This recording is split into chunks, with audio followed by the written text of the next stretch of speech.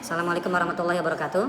Kami dari kelompok 2 Filsafat Hukum yang beranggotakan yang pertama adalah Amrina, kedua Diska Prias Melanita, ketiga Firman Arif Irfani, keempat Iftiana Sausan, kelima Rahinan Afifah, dan terakhir Sifa Alfia Rahman akan menyampaikan tentang positivisme hukum.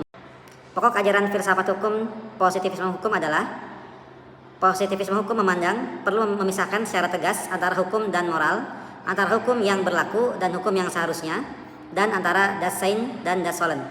Tidak ada hukum lain kecuali perintah penguasa. Ada 5 prinsip positivisme hukum. Yang pertama adalah hukum adalah perintah-perintah dari manusia atau command of human being. Kedua, tidak perlu ada hubungan antara hukum dengan moral, antara hukum yang ada atau das Sein dengan hukum yang seharusnya atau das Sollen. Ketiga, analisis terhadap konsep-konsep hukum yang layak dilanjutkan dan harus dibedakan dari penelitian historis mengenai sebab-sebab atau asal-usul dari undang-undang, serta berlainan pula dari suatu penilaian kritis. Keempat, keputusan-keputusan hukum dapat dideduksikan secara tegas atau logis dari peraturan-peraturan yang sudah ada terlebih dahulu tanpa perlu menunjukkan kepada tujuan-tujuan sosial, kebijaksanaan, dan moralitas. Terakhir, kelima, penghukuman atau judgement secara moral tidak dapat ditegakkan dan dipertahankan oleh penalaran rasional, pembuktian, atau pengujian. Landasan pandangan positivisme hukum. Landasan pertama, hukum adalah perintah manusia yang memisahkan hukum dengan moral. Landasan kedua, penelitian dilakukan terhadap hukum dipisahkan dari unsur-unsur di luar hukum, seperti sejarah, sosiologis, dan politik. Landasan ketiga, sistem hukum adalah sistem logis tertutup, di mana keputusan yang benar dapat dideduksi dari aturan hukum yang telah ditentukan dengan maksud logis semata. Kekuatan dari pandangan positivisme hukum, argumentasi yang didasarkan pada penerapan struktur norma positif ke dalam kasus-kasus konkret. Pola penalaran yang dipergunakan top-to-down dengan pola deduktif. Tokoh positif hukum, John Austin. Aliran hukum positif analisis atau wilayah jurisprudensi yang ditetapkan, the province of jurisprudency determined. Hans Kelsen. Ajaran hukum Hans Kelsen terdiri dari 2 konsep, yaitu aliran hukum murni Heinrich Taylor, aliran Stauffenberg teori. Ajaran ini pada mulanya dikemukakan oleh Adolf Marx, kemudian dipopulerkan oleh Hans Kelsen. Pandangan positifme hukum menurut John Austin. Inti dari ajaran analytical jurisprudensial adalah law is a command, atau hukum merupakan perintah dari penguasa. Hukum adalah perangkat perintah baik langsung ataupun tidak langsung dari pihak yang berkuasa kepada warga masyarakatnya yang merupakan masyarakat di politik yang independen, di mana otoritasnya atau pihak yang berkuasa merupakan otoritas yang tertinggi. Landasan dari hukum adalah kekuasaan dari penguasaan. Hukum sebagai suatu sistem yang logis, tetap dan bersifat tutup atau closed logical system.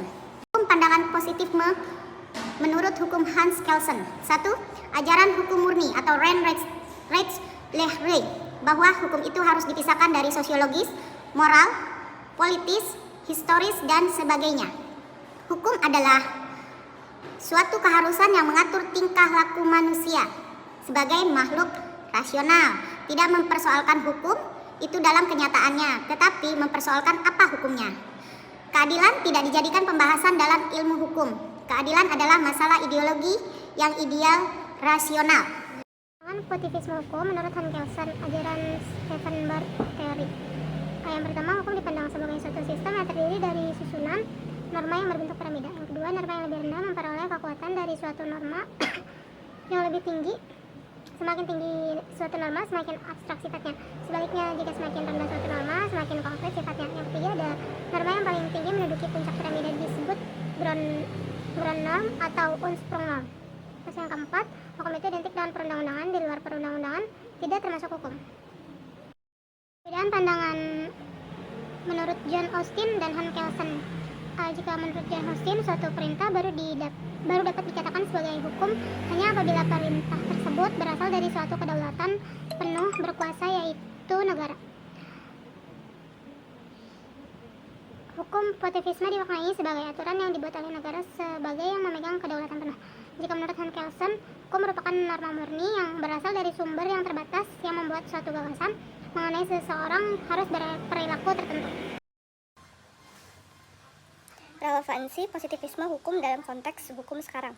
Positivisme hukum hanyalah mengenal ilmu pengetahuan yang positif, sehingga yang dikenalnya hanya ada satu jenis hukum, yakni hukum positif saja.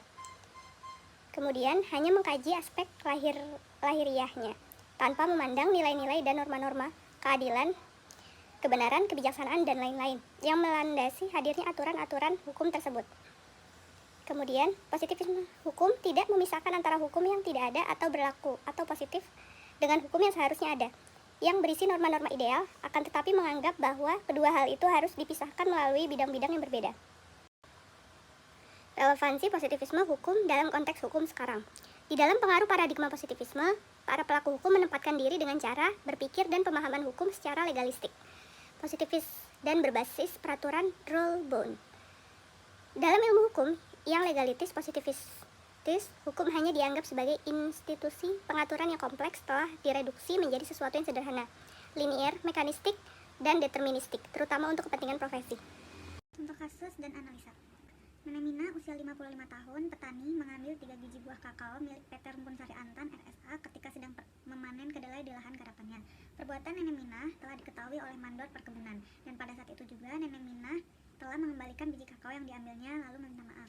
Namun pihak perusahaan tetap melaporkan kepada polisi. Akhirnya dalam berkas perkara nomor tersebut, Nenemina Pertanyaan penelitian dalam kasus ini yaitu bagaimana hukum memandang risiko tersebut dalam perspektif kepastian hukum atau positivisme hukum dan prinsip kemanusiaan. Metode penelitian yang digunakan adalah yuridis normatif dengan spesifikasi penelitian deskriptif analitis. Selanjutnya, hasil penelitian. Kasus hukum yang menyerat Nenemina ditelaah dengan menggunakan paradigma positivisme. Ontologinya adalah sebuah realitas hukum. Hukum yang dipaparkan adalah pasal 362 KUHP. Hakim melakukannya dengan menghadirkan saksi-saksi dan adanya alat bukti yang dicocokkan dengan keterangan Nenemina sebagai terdakwa. Ketika semua unsur pasal 362 KUHP terpenuhi, maka Nenemina diputus bersalah dan harus dihukum.